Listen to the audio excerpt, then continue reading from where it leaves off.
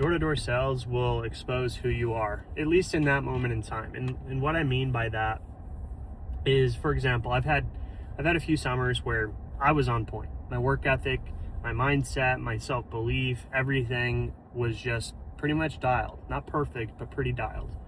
And those summers were great. They were still difficult, but overall they were great summers. And then I've had several summers, 2 to 3 of them, where my habits weren't on point. Like, I was drinking too much, I wasn't going to the gym nearly as consistent, wasn't eating right, I didn't have self-belief, I was treating people poorly. And so I felt like inwardly, almost like I was in the fetal position, like I was somebody that I shouldn't be, and I felt guilt and I felt this disgust.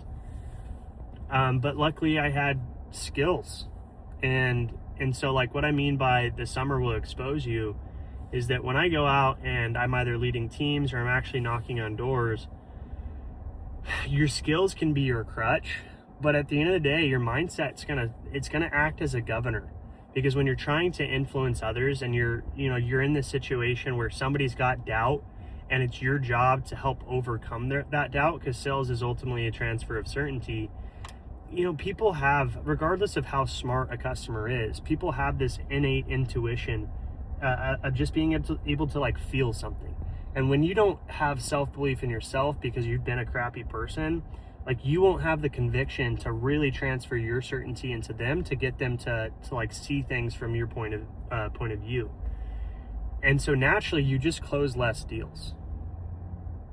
Straight up, you just close less. And I had skills, so I still closed a good amount of deals, but I would have closed 5, 6, 7, 8 times as many had I just been on point with everything else that was going on in my life. And so to our reps, I always tell them before the summer starts, just do an audit. This is uncomfortable, I know. Like, it's like the scary monster in the closet when you're a kid. You just hide under the blanket and you hope that it goes away, because the most scary thought is to just go and look into the closet and find out that it's not there, and you never end up doing it. But that's what you have to do. And you avoid all of these scary feelings because you've been a piece of crap, because you're not doing the things that you said you were going to do. And when you don't address them, they're never going to go away. But the moment you open that closet door and you're like, hey, this is who I actually am right now, you can start to address them and become a better person. And that's what's necessary for a good summer.